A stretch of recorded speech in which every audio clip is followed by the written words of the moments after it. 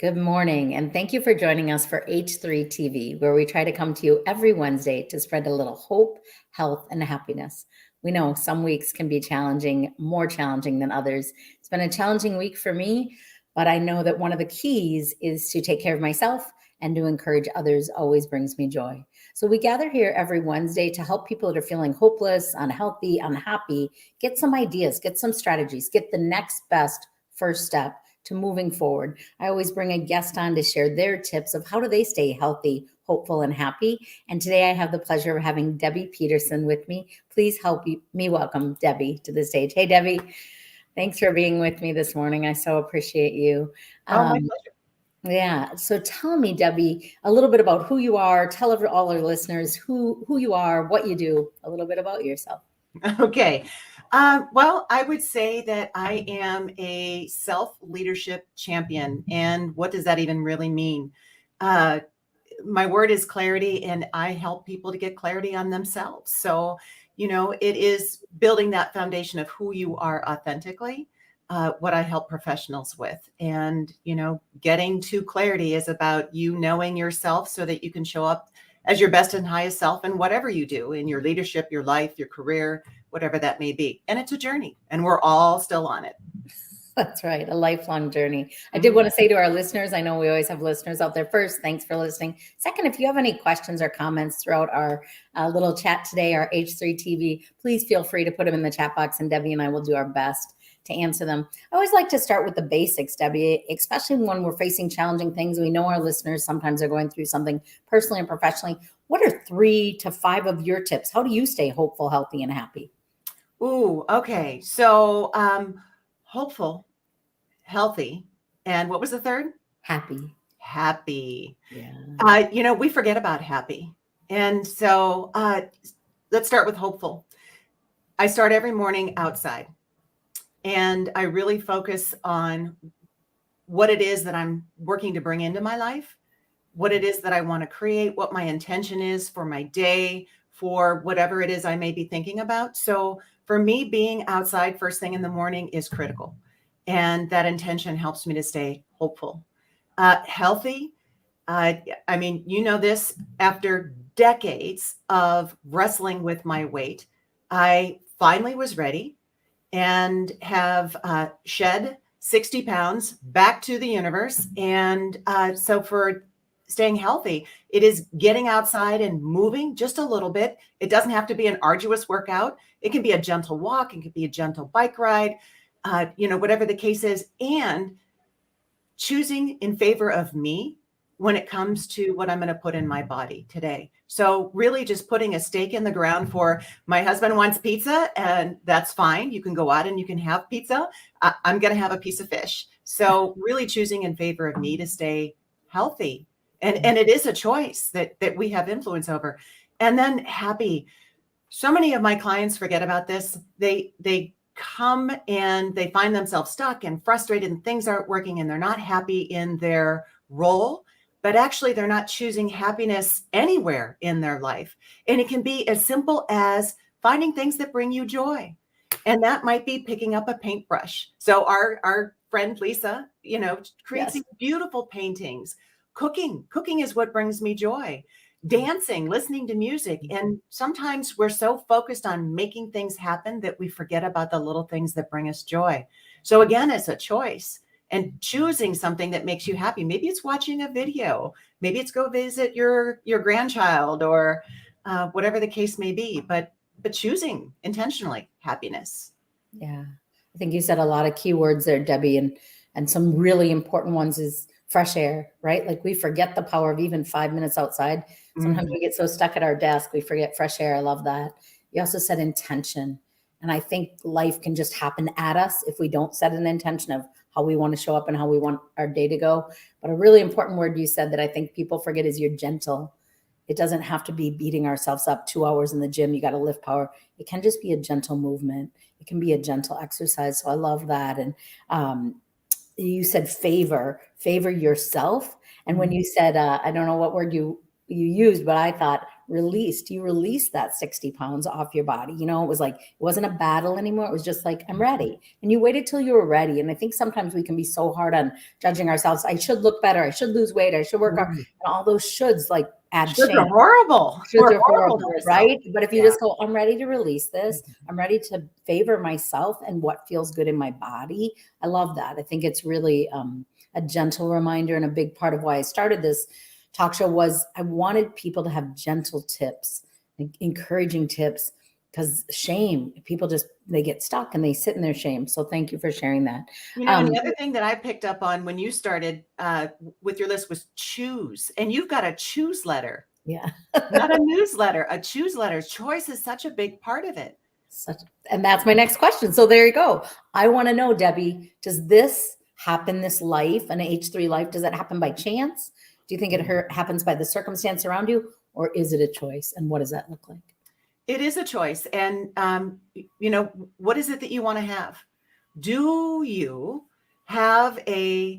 aspire to something else? And what choices are you going to make to help that happen? One of the things that I do with all of my keynote audiences is I do an exercise at the end. And it's a sculpting exercise. It's very illuminating. And I talk to women in leadership and emerging leaders about their next steps and next level. And so I ask them at the end, after I've presented, it's like, okay, you've got all this information now. What gets in the way of you getting what you want? And they'll tell me that it's myself, it's fear, it's limiting beliefs, it's time, it's other people's priorities. And we go through the whole list and we ask, do you have control or influence over this? Do you have control and influence over yourself? I would hope they would say yes. Do you have control and influence over your fear? I would hope that you do. And so they start kind of getting into the pattern. It's like, ooh, I really do. If I don't have complete control, I do have some influence. And am I making the choice to exert your influence over your circumstances? Are you taking your power back? Or are you just letting it happen to you? So it is a choice, and we have so much more influence than we think we do. And I love what you do, Debbie, because I think you take it. Yes, it is a choice. I agree. I think I have to get up every single day and make decisions. I think sometimes I have to make decisions every hour, every moment. Like I'd rather just lay around and eat ice cream. Okay, but what will make me feel better after, right? And not that I never lay around and eat ice cream. I'm not saying that if you are, but you help people get clear so they can make the right choice. Like first we have to be clear about what is the noise, what are the excuses, what are the things distracting us from what we really want. And we have to know what we really want. So I love that you help people first get clear so then they can make the healthy choices that are going to serve them and bring them that happiness in their life and that hopefulness about their future. So thank you for that. So, and I want to say one thing, because, here I am, professional speaker, author, podcast, all the stuff, right? Well, it wasn't so long ago that my moniker was Mad, Miserable, and Medicated, because I was so stressed out. I was 60 pounds overweight. This was back in corporate. I had a lot of limiting beliefs about myself. I was stuck. I was frustrated. I was miserable. I was stressed out. I was having heart palpitations, numbness in my left hand. Like I was wigging out that this was heart disease. My life was a hot mess. yes. And then I started getting clarity on who I was, what my potential was. And this is a journey. This isn't an overnight. But once I decided to choose in favor of me, then it put me on the path to where I am and where I want to go. So no matter where you are, you may not be in a place that's a good place for you, a healthy place for you, a satisfying place for you. And that's okay. Yeah. It is choosing first in favor of you and then taking small steps that move you in that direction, because it is a journey. And the more that you take steps in favor of yourself, the more that will become available of you to take bigger steps to make bigger differences in your life. But you have to start where you're at and bless yourself where you're at, not judge yourself for where you're at.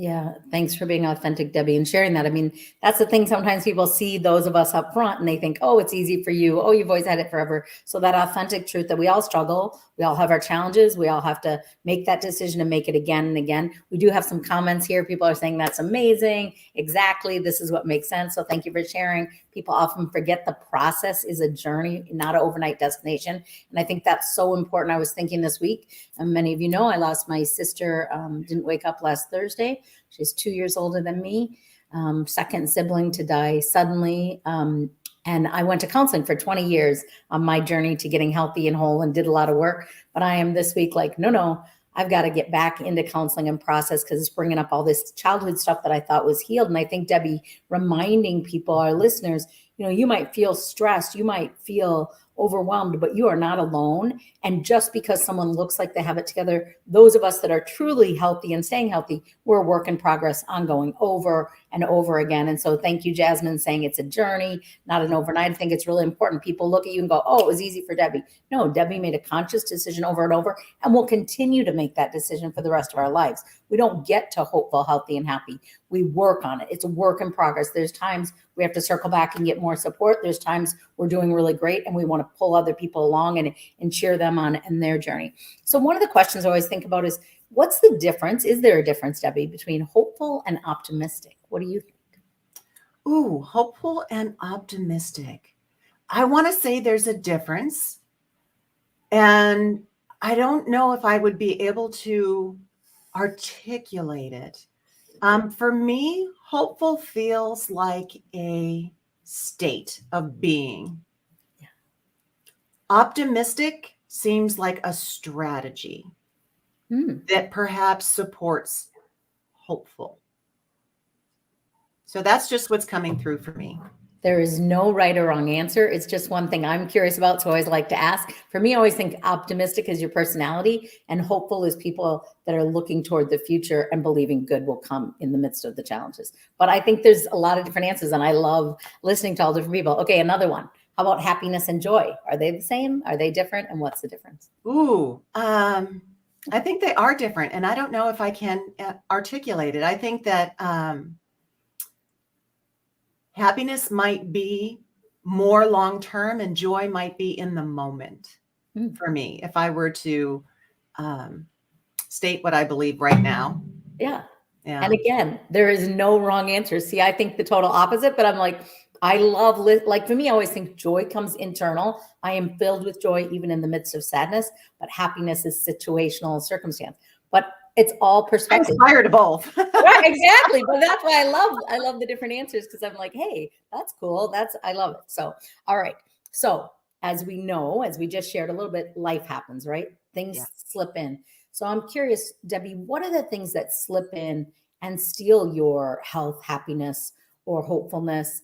And then what do you do? So what are some things that could or have slipped in or are slipping in? And what do you do to counteract that? Yeah. And there are a lot of things that slip in and, and they happen throughout your life. And I guess what I want people to know is that how your mind is wired, you will not be presented with a circumstance unless you have internally what you need to deal with it. Your mind protects you, your subconscious, your unconscious protects you, and it will repress things that you just do not have the capacity to deal with. So that's why I always encourage, the people that I coach that this is coming up and I know it's a struggle and I know it's icky, but it's coming up for a reason. Yeah. And I guess that the number one strategy I want people to know is if it is coming up, if your stuff is coming up, if you're dealing with something heavy, then you got this. Otherwise, it would be something that wouldn't even be in your conscious awareness. It would not even be something that you could be presented with. And, similar to you, my father died when I was young. I was 14 and I came to understand, although not when he died, but a little later on, that he actually committed suicide. And that was a lot to wrestle with. And there were pieces of it that come up incrementally. So, just like you had said with your sister's passing and knowing that, okay, I need to do something for me because there are some things that are coming up. It's not the same things coming up, but it may be things along the same timeline that are now ready to come up. And knowing that choose help for you to be able to process this, that you don't have to do it on your own. Yeah, that's good.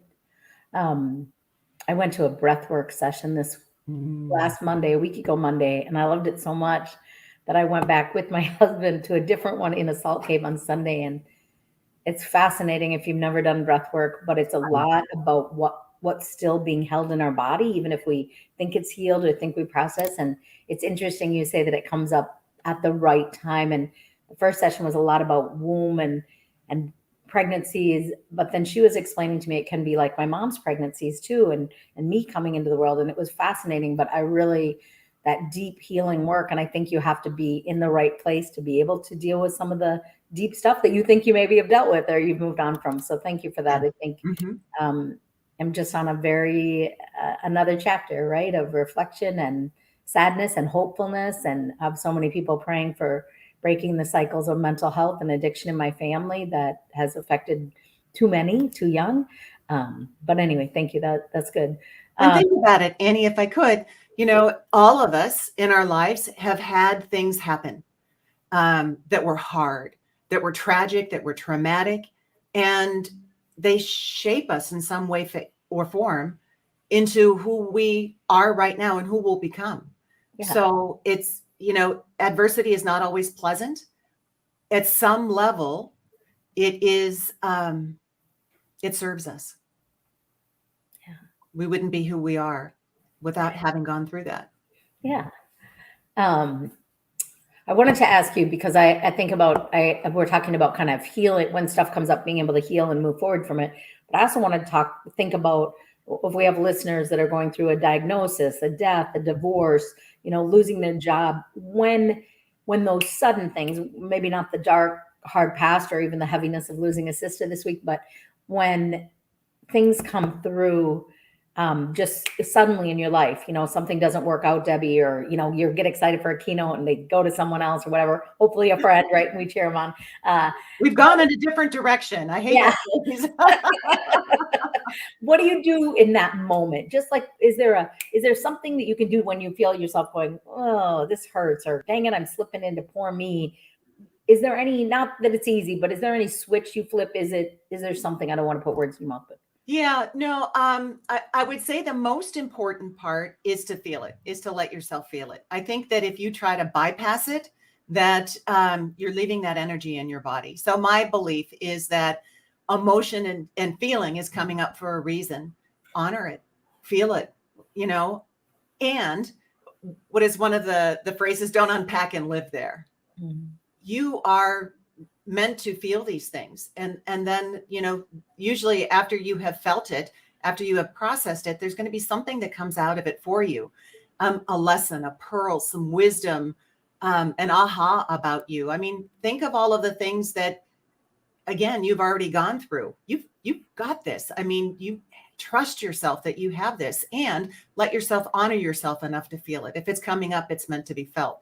Only then can you move on from it. If you ignore it, it's bound to come back and bound to come back in a bigger way. There you go. I'm like, let's not talk too much about feelings this morning, holding it together. Yeah. And I was just thinking, for me, sometimes when something hits, like even 5 minutes outside. And so that just go and yes, feel it, let yourself feel without apology.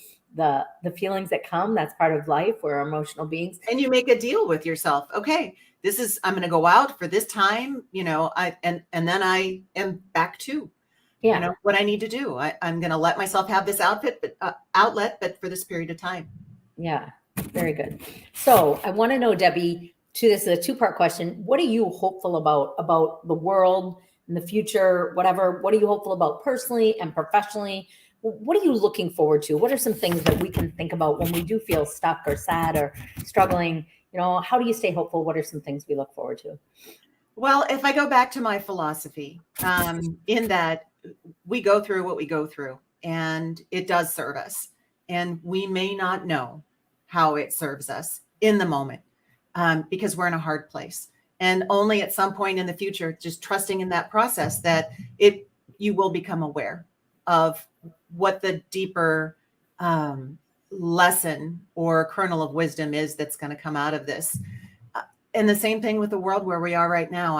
I know that some days I wake up and it feels heavy.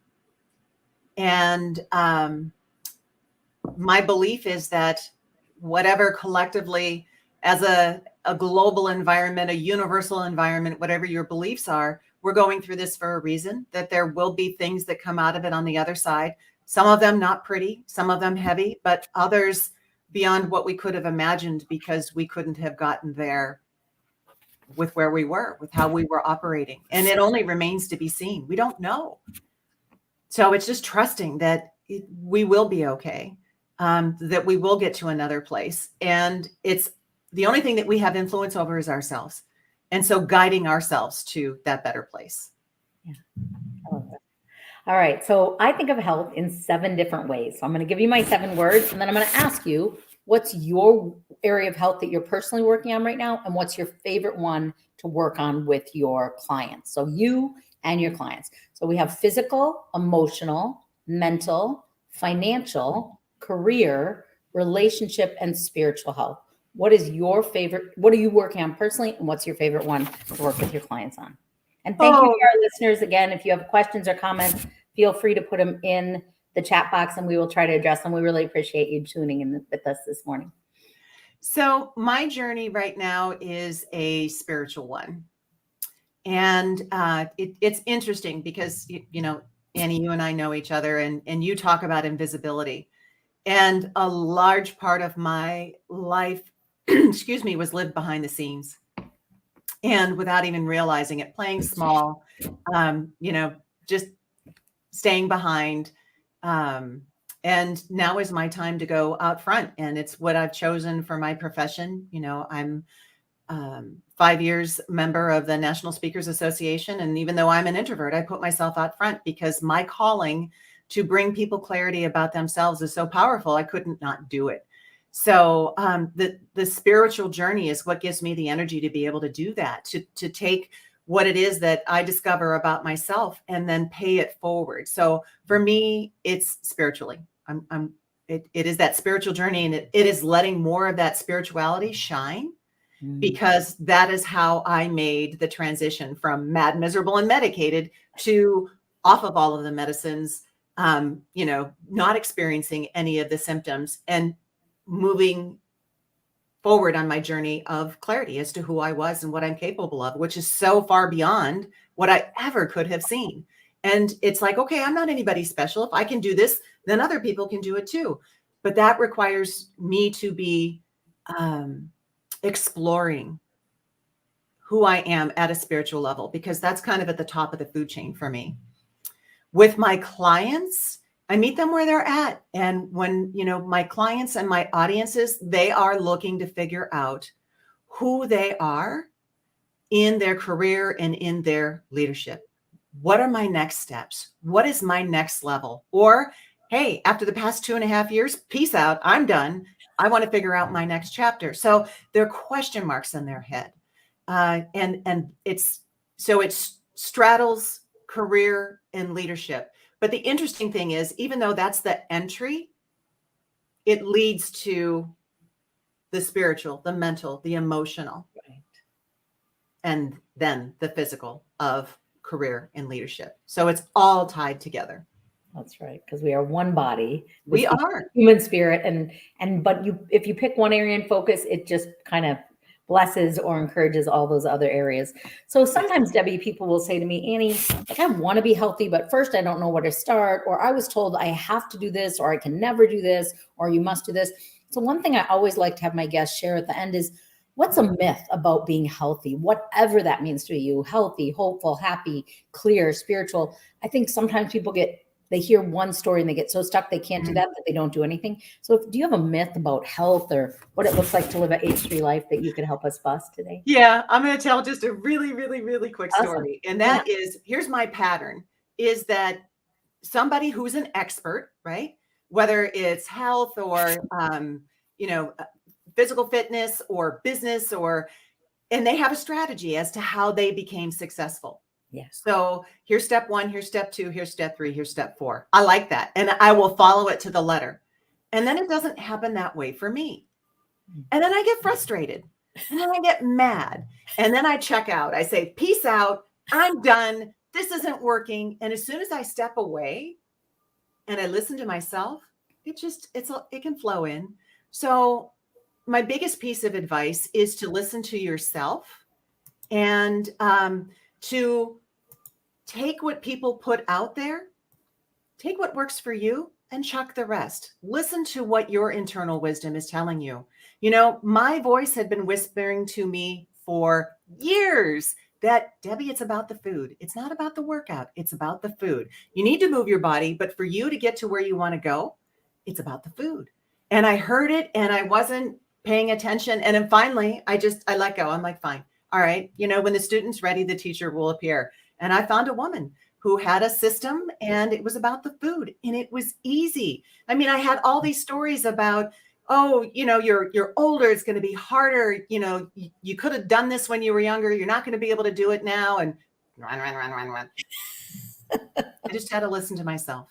So that's the biggest part of it. Take what's useful to you, adapt it, listen to yourself, because your wisdom, your answers are inside. I love that. And I think it's so important. I don't think there's one magic pill or formula. Your answers are inside and you need to trust what works for you.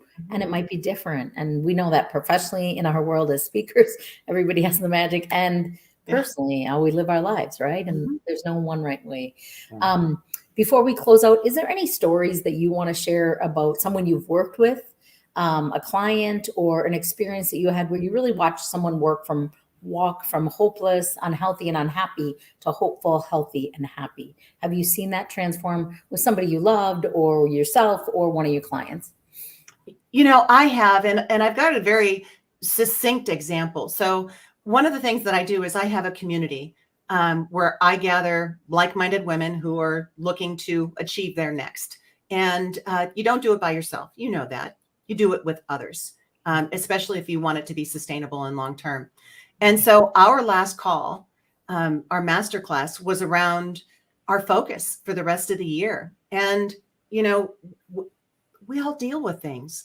So, you know, we've got people in the group, and one woman in particular, Christine, she's got a lot going on. She's part of that sandwich generation. Her parents need a lot of care. You know, her siblings are trying to pitch in, but it's just taking all of them. And sometimes when siblings pitch in, it can be a little lopsided too. But she's got her parents going on. She's just moved into a new job. You know, her son is going to college, and you know, and she's trying to make all of this work, and she's trying to create professional success. But it's like, okay, you've got all this going on too. And so going through the process of, where are you at? What do you need to focus on? And then what are you trying to carve out for yourself? And okay, how can you make a commitment for the next 90 days just to focus on this, not to focus on everything, because that's what we do to ourselves. We focus on everything at once. We want to get it all done now. We want to keep all the balls in the air, and it's stressing us out. My favorite analogy is sometimes I have a 6-burner stove in my kitchen. And when I cook Thanksgiving, I have all 6 burners going, but I don't have everything on the front burner, and I don't have everything on high, because it burns. You know, there are times where you have to put something on the back burner and you make a choice, you make a decision to do so. You don't turn it off, you don't let it get cold, but you just turn the flame down a little bit and you just keep an eye on it. And so making a decision about what you really want to focus on instead of focusing on everything. And it takes the pressure off. And it took the pressure off of Christine so that she could take a step forward instead of being in that, oh my God, I got so much to focus on, you know, so much that I need to do, and you're stuck, to, all right, it's not everything, it's this, and I can manage this, and now I can move. I love that. Great example. And I do think people get overwhelmed. Clarity, what you help with, helps them get clear on what's the first, next best one thing. So, and it still happens to me. Right? And then I got to take out medicine. Yeah. We're all a work in progress. So I always tell people that I am not the exception. I'm always becoming the exception, being that, minding myself to be that pineapple person. So Debbie, I'm sure everyone loved, I got a lot of comments today, what you had to say and who you were. What's the best way to connect with you if the listeners are like, hey, I want to watch Debbie, I want to follow her? What's the best way to connect? Yeah, I would say come find me on LinkedIn, Okay. Debbie of Getting to Clarity. And I'm always putting content out there. I'm doing videos. I share articles. So there's a bunch of different mediums that, you can connect with me there. But I hold master classes on LinkedIn. So if this is something that you're into and you'd like a taste of it and see what it's like, then come on along. I'd love to connect with you there. Wonderful. Thanks so much for being with me this morning, Debbie. Have a great week. Keep spreading your clarity. I'll keep spreading my hope, health, and happiness, and we'll change the world one person at a time by encouraging them on their journey. Right. Thanks for having me, and thanks for taking the time for being here. Absolutely. Thanks for listening.